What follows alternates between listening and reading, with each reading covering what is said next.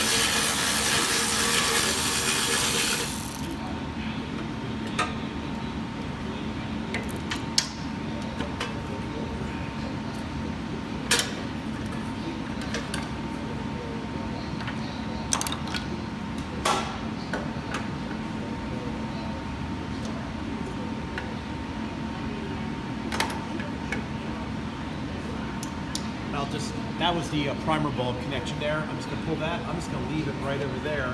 But I guess what we'll go ahead and do is go ahead and drain the gas out of it and see what it looks like.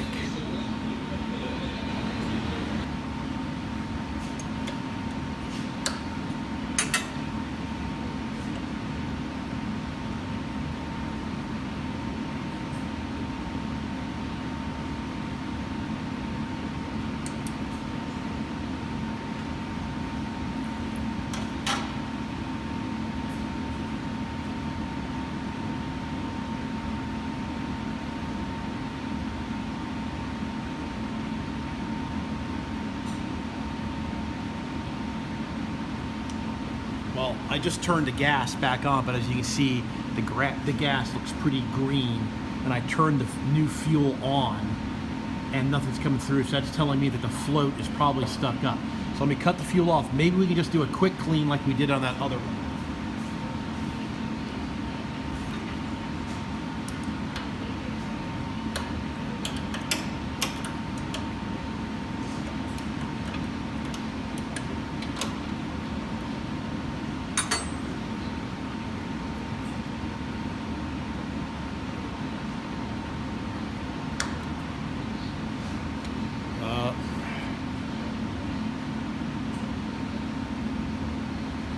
See, pretty nasty. I think I might have to pull the whole carburetor out.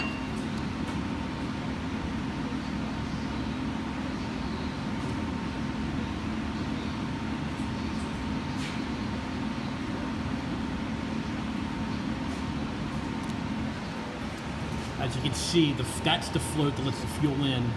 It's stuck up, and it's locked in there pretty good. So I think the best thing to do is to take this one apart so I don't break the float. So I'll have to go ahead and take this metal shield off next and take these two bolts off, and the carburetor linkage is underneath here.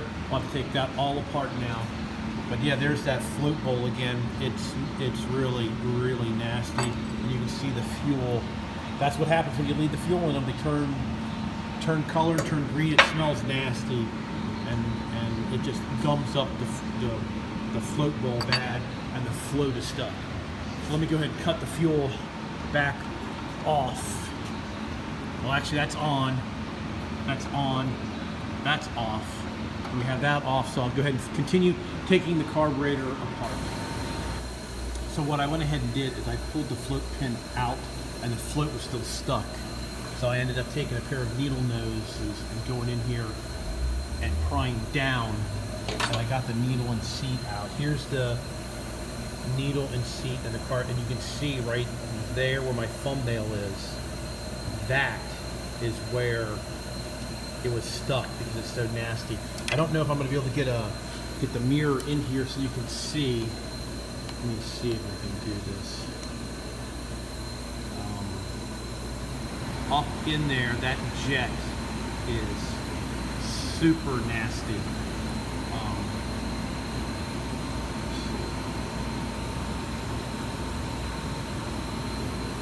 I just can't get the right angle with the camera. But up in here, there's a jet, and the jet is super nasty. This is nasty. So now when you turn the fuel on, fuel does flow. See, so that's a plus. All right, I'm going to go ahead and take the carburetor off so we can get cleaning on this thing.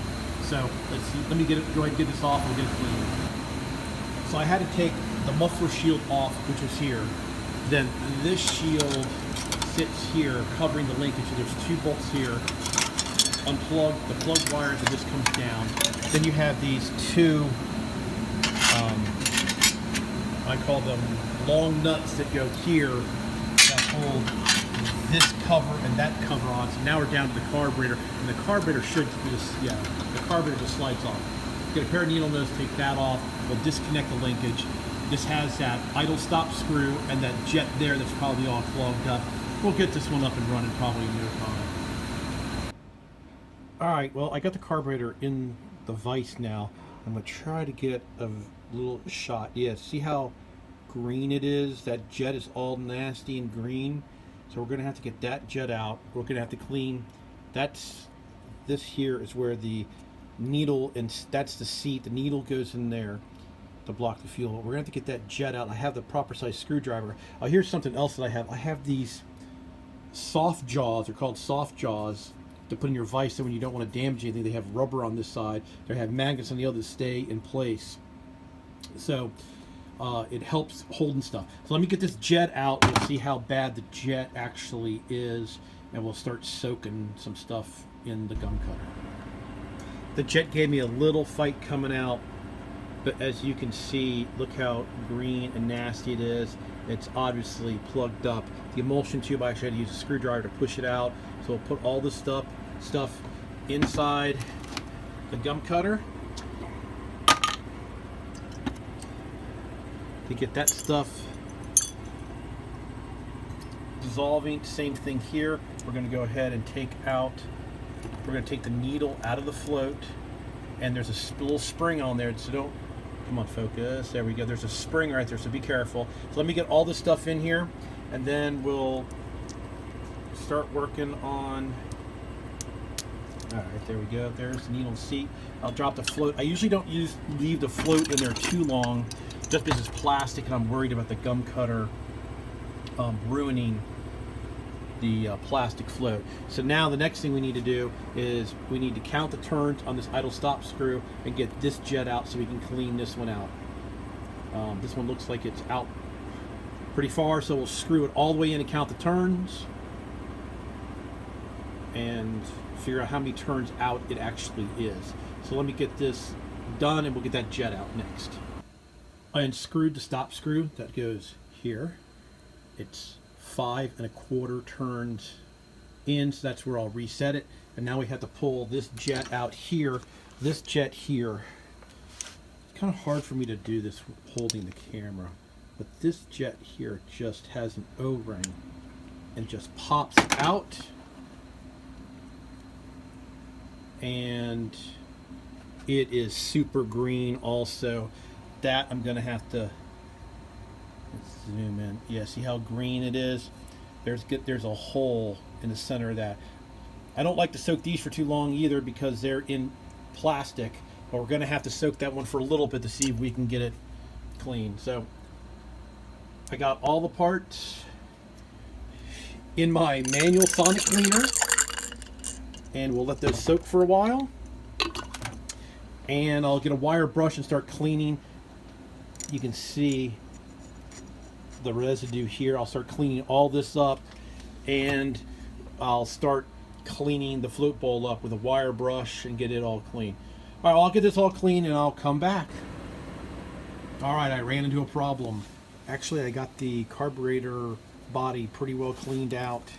All that stuff came out nice. I got a Q-tip and cleaned up in the the needle and seats, that looks all good. But what happened was when I was trying to clean this jet out, see that black rubber O-ring? That is the wrong size O-ring.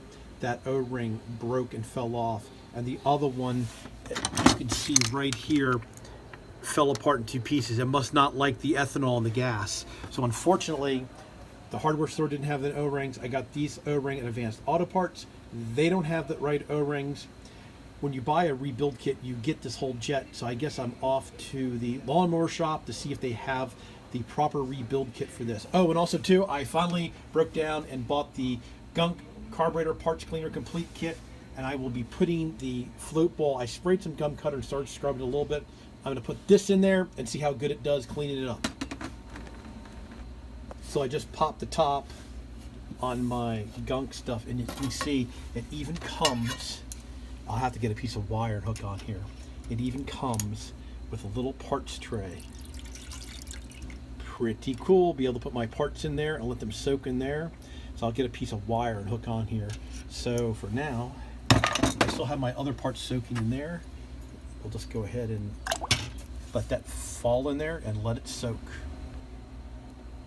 I've only had the float bowl in the brand new Gunk carburetor cleaner for about 20 minutes at the most, and it's already cleaning this float bowl up great. I'm definitely gonna leave it in there longer. Oh, and also too, what I did is I went ahead and I tied a piece of safety wire so I can hook it so I don't have to keep reaching in there with my hand. But I do believe I'm going to get an sonic cleaner, excuse me, and put this stuff in there. Looks like it's going to work good. All right, so the float bowl has been soaking in the Gunk carburetor cleaner for probably 4 or 5 hours, and I pulled it out, and it really has cleaned that up really nice. I'm going to get in there and wipe it out real good, and if I need to use a wire brush, I'll get a wire brush in there and clean it the rest of the way. I went ahead and threw those other 2 jets in there. I don't want to leave the stuff in overnight, so that's why I popped it out. And it's really weird, the Gunk carburetor cleaner stuff, before it was kind of translucent, you could see through it. It was almost like honey where you could see through it. And I guess by putting the dirty parts in it, it's already started to turn color. It's pretty weird how fast it already started turning color with just those few parts in there. So what I did, I have my empty mason jar here that I put all the parts in for it, and I had to call the local lawnmower shop, and I had to order a kit. And the kit won't be here till Monday. Today is Thursday. So I'm going to have to pick up all this because I have another one to do. So we'll wait till Monday and get the new kit, and probably Monday afternoon or Tuesday we'll start putting this one all back together, and by the magic of video it'll all go right together. So Wednesday I was able to get the carburetor rebuild kit for this carburetor, and I thought that was going to come with that jet, but this kit didn't. This kit did come, however, with a brand new float bowl, brand new float, brand new needle, the needle spring, the float rod, and there they are. That's what I need, is those 2 O-rings for the idle jet. So what I actually did is I measured them. They turned out they are 1 millimeter thick by 4 millimeter center hole. So I went online and searched and searched and searched, and I actually found a kit that has them. I'm going to go buy the kit so I have them from now on. And then the kit also came with a new float bowl gasket and a bunch of carburetor gaskets. But this set did not come with the new idle speed jet like I thought it was. So let me get set up here. I got some other work to do, but let me get set up here and we'll go ahead and start reassembling the carburetor for the Poulan Pro. So I'm ready to start reassembling the carburetor. So we have the emulsion tube. I've already taken my tip cleaner and cleaned all the little holes in that. So here's the body of the carburetor. It's all nice and clean. That end goes first. So that goes right up on in there. Then the next piece is the main jet, which is here, which is all nice and clean. It's really a shame that the videography wasn't better. When I looked in there, you could see that that was actually clogged up. I zoomed in on one of the video that I had made earlier, and you could see that it was completely clogged up. That goes in there. Then I have my screwdriver that fits this really good. Go ahead and screw that down and tighten that. Okay, that's tight. So this one came with a new float and a new needle and seat and a spring. So we'll go ahead and get these out of the package.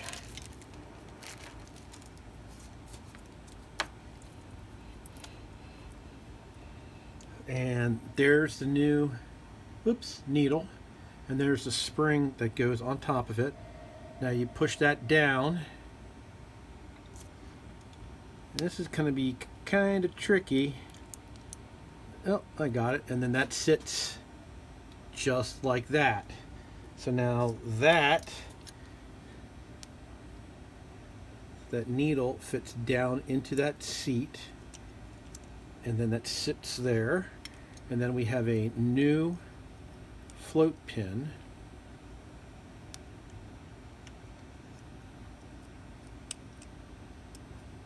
That slides right in. So there it is. As you can see, it's nice and free, moving. No gas, gas. No gas, gas. So there we go. It came with a new float bowl. Look at that pretty clean float bowl. I already put the drain in. So on this carburetor here, let's see, that is the throttle. So that goes toward the engine, and that's the choke. So the carburetor sits this way. So this sits this way with the drain. Sorry about not being in the frame. It sits this way, so the drain is on the outside, so it's easier to get to. Now, I'm not going to change the float bowl gasket. It's in good shape. It's still there. It's pliable. You know, this thing isn't that old, so I would rather save that gasket. I have a new gasket for it, but I'd rather save that gasket for one that's messed up. This one isn't messed up. And you can see this float bowl has, you know, a square edge here, square edge here. So it can only go on two ways, that way or this way. And that's the way it goes because the carburetor mounts on the machine this way. You want that on the outside. So, and also it came with a brand new washer, sealing washer, and a brand new bolt to go there. Now I don't have the wrench to tighten that up all the way. I forgot to grab it. I'll do that in a little bit. So the whole reason why I ordered the kit is this jet. This is the idle jet. I thought the kit was going to come with a new one, and like I explained in the previous video, it didn't. But it did come with the new O-rings for it. So the one O-ring goes at the top, and the one goes at the bottom.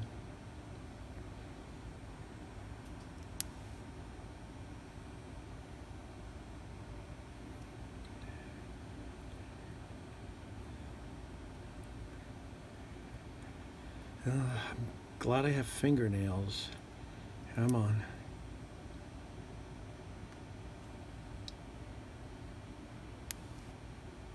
There we go. That one goes in the very top hole, and now this one goes in the very bottom hole. And that this one can go in, it's got two flat spots, so it can go in either way. Let me get, these things are supposed to be, I'm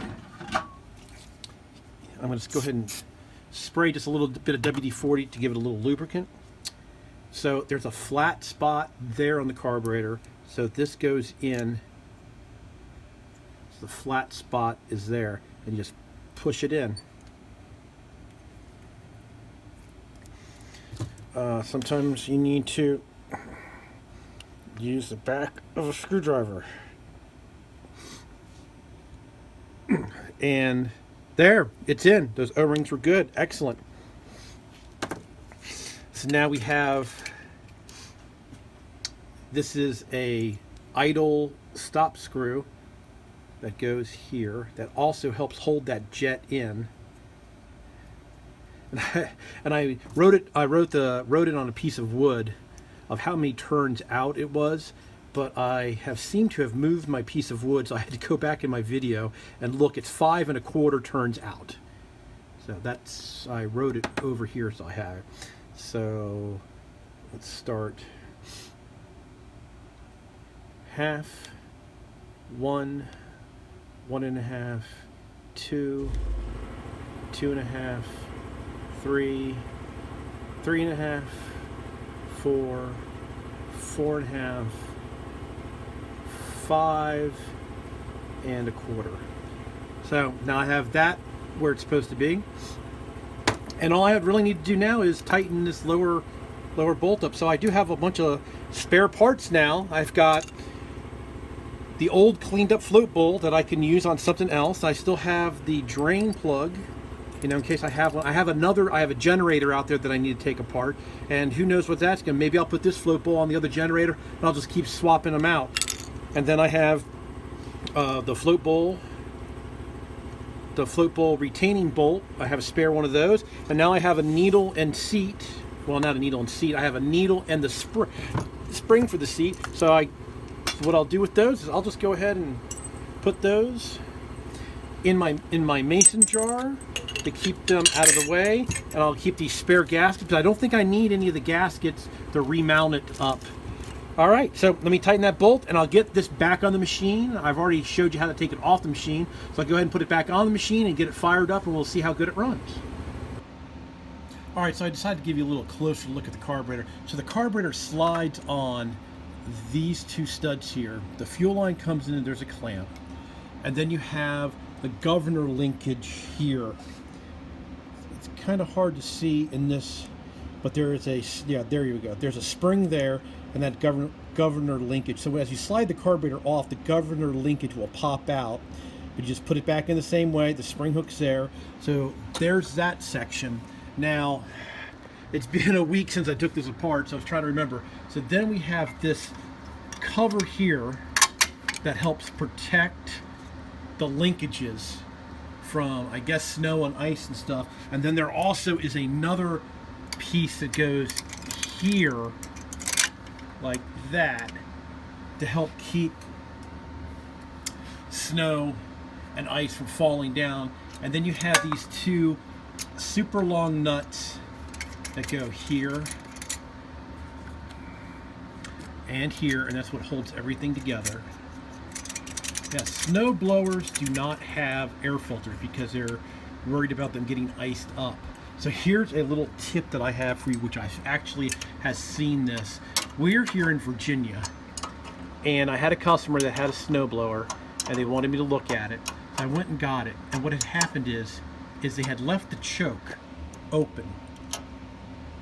Stink bugs have gotten into the carburetor, 2 or 3 of them, and were living in the top of the carburetor. So I always recommend people leave their chokes closed so you don't have to worry about the stink bugs being in the carburetor. All right, so now we have that taken care of. So now let me figure out how the rest of these 2 shields go back on, and we'll come back. All right, then after you put those shields on, there's this chrome shield that goes on first. Then this shield flips up and gets bolted onto the carburetor on those long nuts and 2 bolts over here. And then the heat shield for the muffler goes, those bolts here. So basically we've got it all put back together. It's really a shame about the choke. It doesn't say on or off, but that is off and that is full choke on. We have the run switch on. Let me turn the fuel on. There's a fuel on switch over there. So I have the fuel on switch. I have the key in. Oh, and then also too, there's that little tiny spout on the carburetor that this rubber hose hooks to for the primer bulb. So I haven't tried starting it. I just turned the fuel on. So let's get you in the stand.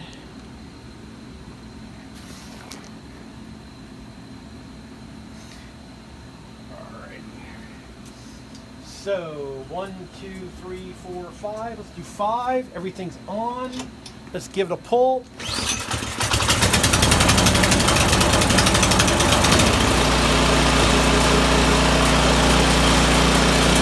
That's about half the choke.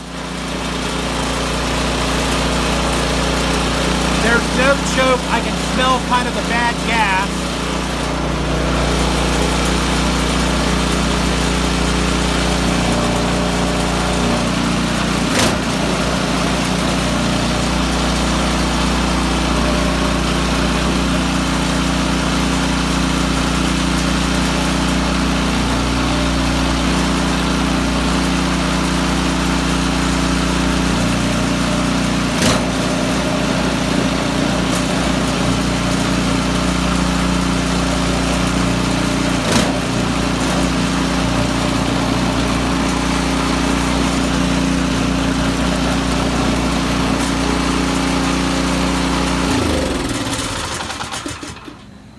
Well, it runs, but now there seems to be something wrong with the drive. I don't know if it's just dirty, the belt's bad or what. So now we're gonna have to tear into that and see, maybe I'll get it out of this back room and out there and see if it moves around okay.